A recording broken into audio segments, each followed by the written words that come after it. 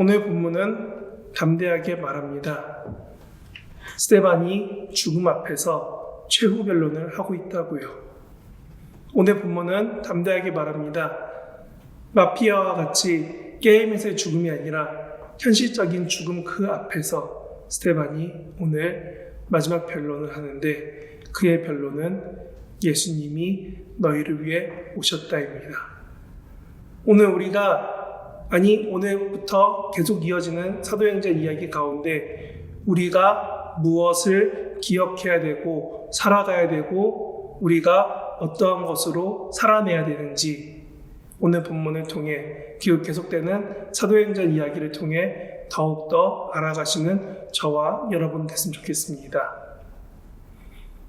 오늘 스데반을 통해서 듣는 요셉의 이야기는 이렇습니다. 요셉은 고생을 하였는가? 그의 삶은 고생 가운데 삶이었는가입니다. 몇 년 전 광고 중에 이런 카피 문구가 있었습니다. 이불 밖은 위험해, 집 나오면 개고생. 맞나요? 이런 문구를 들어보셨나요? 우리는 이 광고 카피를 보면 이런 생각을 합니다. 그렇지, 집 밖에 나가면 고생하고 힘든데 굳이 집 밖으로 왜 나가야 돼?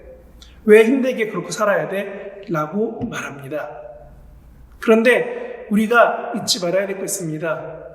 정말 나가면 고생만 있나요? 정말 나가면 우리는 고생만 하다가 돌아오게 되는 것일까요? 오늘 본문은 정확하게 말해주고 있습니다. 요셉은 분명 형제들 가운데, 삶 가운데 고생하다 왔다고 말입니다. 하나님이 예수님을 통해서 사랑을 나타내셨는데 그의 삶은 마치 요셉과 같이 고통스럽고 고난 가운데 힘들어하다가 하나님 곁에 온 것처럼 보여진다는 것입니다. 오늘 본문에 대하여 요셉의 이야기를 써있는 창세기에 보면 이렇게 써있습니다. 창세기 45장 4절에서 5절에 보면 이렇게 나옵니다. 요셉이 형들에게 이르되 내게 가까이 오소서. 그들이 가까이 가니 이르되 나는 당신들의 아우 요셉입니다. 요셉이니 당신들이 애굽에 판 그 요셉입니다. 근데 이때 다시 한번 요셉은 이렇게 말합니다. 5절에 이렇게 말하죠. 당신들이 나를 이곳에 팔았다고 해서 근심하지 마소서. 한탄하지 마소서. 하나님이 생명을 구원하시려고 나를 당신들보다 먼저 보내셨나이다. 아멘.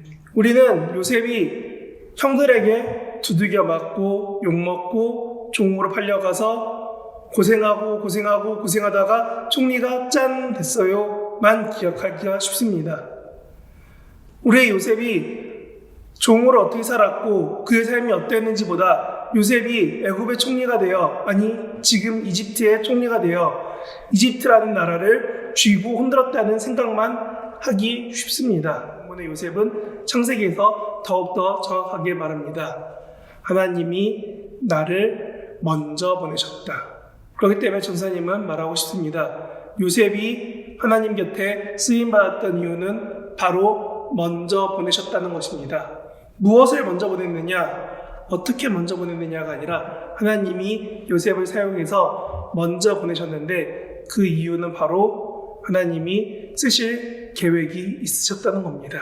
오늘 본문에서 요셉은 분명히 어린 나이에 가족들과 멀어졌다라고 말하고 있습니다. 오늘 본문에 이렇게 말합니다. 9절에 여러 조상이 요셉을 시기하여 애굽에 팔았더니, 근데 뭐라고 써있냐면 그 다음에 이렇게 써있죠. 하나님이 그와 함께 계시다라고 말합니다. 우리는 요셉이 종으로 팔려가 고생했다는 기억하고 있습니다. 근데 요셉이 하나님과 함께 했다는 기억하지 못하고 있습니다. 그래서 오늘 본문에 말하고 있는 스데반은 그 부분을 강조해서 말하는 겁니다. 하나님이 그와 함께 계셨다. 그래서 그는 모든 혼란 가운데서 건져져서 바로의 앞에까지 이르렀다는 겁니다. 근데 이 이유가 무엇이냐? 창세기 45장에 보면 아까 읽은 본문과 같이 하나님이 먼저 보내셨는데 이유는 생명을 구하려고 하셨답니다. 요셉을 먼저 보내신 이유, 바로 생명을 구한다. 누구의 생명을 어떻게 구하는 것일까요? 오늘 본문은 이렇게 말합니다. 11절에 애굽과 가나안 온 땅에 흉년이 들 때 큰 환란이 있는데 우리 조상들이 양식이 없더라. 근데 그들에게 양식을 주고 애굽까지 옮겨와 살 수 있게 해준 그 사람이 바로 요셉이라고 말합니다. 요셉이 밧세바에게 고생했어요. 감옥에서 고생했어요. 애굽에서 총리가 됐어요. 이런 내용보다 더 중요한 내용은 총리될 때의 파라오의 말입니다. 창세기 41장에 보면 이렇게 말합니다. 바로가 그 신하에게 이르되 이와 같이 하나님의 영에 감동된 사람을 우리가 어찌 찾을 수 있으리요 하고, 그러면서 요셉을 칭찬하는 내용이 39, 40, 41절에 나오면서 이렇게 말합니다. 바로가 또 요셉에게 이르되 내가 너를 애굽의 온 땅의 총리가 되게 하노라 하고, 애굽의 총리를 파라오가 우리가 생각하는 이집트의 왕이 그를 총리로 만듭니다. 근데 그 이유가 무엇이냐? 38절에 나온 것처럼 하나님의 영에 감동되어 우리를 구해줄 사람이 이 요셉밖에 없다라고 말하는 것입니다. 요셉이 총리가 된 이유는 애굽을 구하고, 이집트를 구하고, 그리고 근처에 있는 가나안 지경, 지금 우리가 말하는 중동 지역, 그 지역을 다 살려내고, 중동과 터키 지역을 기근에서, 흉작에서, 그 고통 가운데서 구해내고, 그리고 그 구하심의 가장 마지막은 가족들을 구원한다는 것입니다.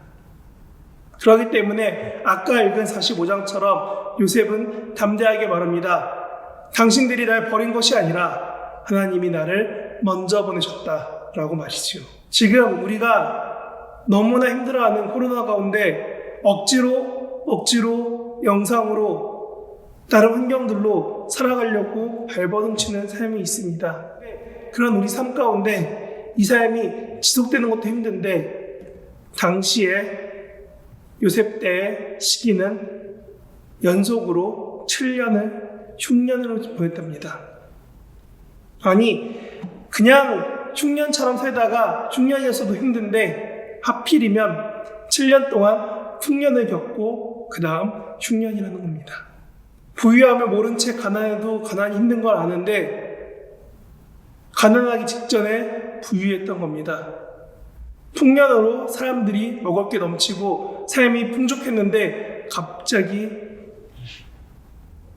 한 해가 가기 전에 나라가 가난해지는 겁니다. 배고파지는 겁니다. 먹을 음식이 없어지는 것입니다. 그래서 오늘 본문은 말합니다.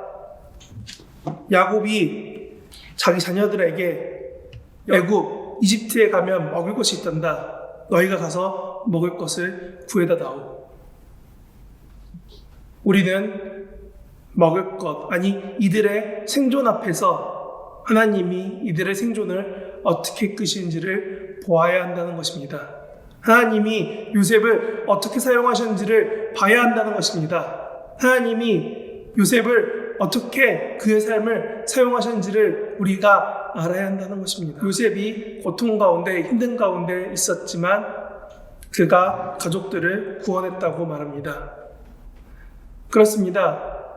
스데반이 죽음 앞에서 하필 마지막 최후 변론에 요셉을 이야기하는 가장 큰 이유는 이것입니다. 너희가 본 예수도 자기의 뜻이 아닌 타인으로 인한 고통과 고난 가운데 있다가 죽음까지 이르렀다. 근데 그의 삶이 죽음으로 끝나는 것이 아니라 이 요셉과 같이 하나님이 우리를 구원하시려고 보내신 하나님의 뜻이라고 말합니다. 예루살렘에서 전한 그 스데반의 죽음, 그 앞에서 우리는 잊지 말아야 될 것이 있습니다. 이것을 기록한 누가는 이것을 읽고 있는, 예수를 믿는 것으로 죽고 예수 믿는 것을 전하는 것으로 죽고 스데반과 같이 예수를 알리려다가 죽게 되는 그 많은 사람들 앞에서 오늘 본문이 말하고 있다는 것입니다. 요셉과 같이 고통 가운데 있을지라도 하나님이 사용하신다, 이것입니다. 하나님이 나와 이 스데반과 이 요셉과 이 예수님과 같이 이 땅에 보내신 이유가 있는데 그 이유를 나는 지금 살아가고 있느냐라고 말하는 것과 같습니다. 잘 보면 요셉은 형들 때문에 종으로 팔려가 죽을 뻔하고 감옥에 갇히고 고생하다가 결국 이집트의 총리가 됩니다. 근데 예수님은 자기가 믿는, 자기를 따르던 그 많은 사람들, 오병이어 이후로 여러 기적들 이후로 예수님이 뒤를 따라오던 그 많은 군중들이 어느 순간 돌아서서 예수를 죽여라 하는 그 사람들 앞에서 예수님은 죽음을 당합니다. 아니, 그 사람들 앞에서 예수님은 고통받고 죽으십니다. 그리고 스데반 또한 그런 상황들 가운데서 하나님 앞에 기도하고 마지막을 맞이하게 됩니다. 저와 여러분의 지금 코로나 가운데 삶이 이와 같이 고통스러운가요? 스데반과 같이 즉시 죽을 것 같고 예수님과 같이 억지로 죽음을 당해야 될 것 같고 요셉과 같이 남에게 조롱당하고 핍박당하고 힘들어하는 그런 삶은 아닌가요? 오늘 본문은 그런 우리에게, 아니 당시에 예수 믿는 것만으로 죽음을 앞둔 그 사람들 앞에서, 그 공포감 앞에서 이렇게 말합니다. 하나님이 요셉을, 예수님을 보내신 이유가 있고 너에게 하나님의 사랑을 알려주신 이유가 있다는 것입니다. 그렇기 때문에 오늘 본문은 말합니다. 우리가 세상에 사는 동안 하나님을 의지하는 것이 바로 하나님께서 나를 이 땅에 보내신 이유가 된다는 것입니다. 여러분을 여러분의 부모님과 여러분의 가족 가운데 보내신 그 가장 큰 이유가 무엇이냐? 바로 하나님이 뜻하신 그 계획 가운데 우리로 살아가길 원하신다는 겁니다. 우리의 삶이 가난한지 부유한지 고통스러운지 힘든지 7년의 풍년과 같이 이집트에 부유함을 줬던 것처럼 우리 삶이 부유할 수도 있습니다. 혹은 7년의 흉년과 같이 전 세계가, 아니 인근의 모든 나라가 배고프다 힘들어할 수도 있습니다. 내 삶이 여기를 봐도 저기를 봐도 고통스럽고 힘들 수 있습니다. 연약하고 아플 수 있습니다. 근데 오늘 본문은 담대히 말하고 있습니다. 그 고통 가운데 요셉은, 예수님은, 스데반은 무엇을 했는지 아느냐? 우리가 세상에 담대하게 살아가야 될 이유가 여기에 있습니다. 바로 어떻게 사는지가 아니라 우리가 어떠한 삶을 살아가는지, 우리가 하나님을 믿고 신뢰하고 따라가는 삶인지 아니면 그냥 하나님이라는 신을 알고 예수라는 종교의 위인을 알고 있는 삶인지에 대해서 말하고 있습니다. 꼭 요셉과 같이 고통스러운 다음에 쓰임받아야 된다, 예수님과 같이 십자가에 죽어야 된다를 말하는 것이 아닙니다. 오늘 본문과 같이 우리가 과연 요셉처럼 하나님 앞에 집중하여 하나님과 동행하여 살아가는가입니다. 그렇기 때문에 오늘 구절은 다시 한번 이렇게 말하고 있습니다. 하나님이 그와 함께 계셨다. 뭐라고요? 하나님이 요셉과 함께 계셨다. 그럼 이 본문은 다시 한번 우리에게 이렇게 말하는 것입니다. 우리가 이 세상에 살아갈 때 성령 하나님이 우리와 함께 계신다는 것입니다. 내가 하나님이 함께 하심을 아는가, 믿는가, 살아가는가. 내가 함께 하심을 느끼며 경험하며 그것을 누리기까지 하나님이 우리 곁에 계신데 우리는 그 하나님을 살아가는가입니다. 그렇기 때문에 저는 오늘 본문을 통해서 여러분에게 말합니다.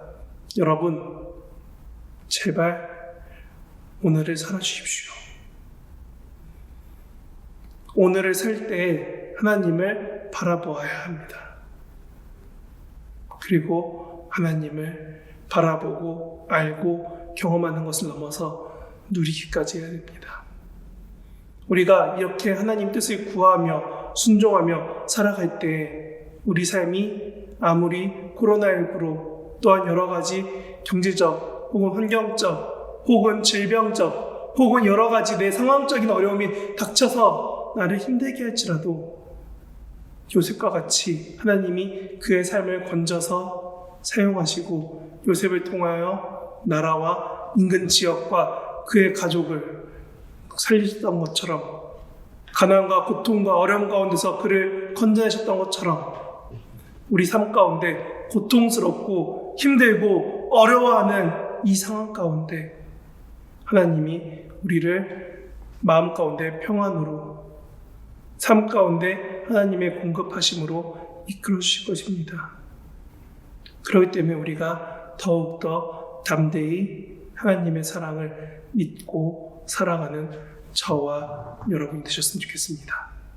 기도하겠습니다. 하나님, 우리 중등부가 이와 같이 고통스럽다 여길 때에도 삶이 힘들다 여길 때에도 하나님이 없다 여겨지는 그 상황 가운데 처해질 때가 혹여나 있을지라도 하나님, 우리 가운데 이것을 넘어갈 수 있도록 함께하여 주시옵소서.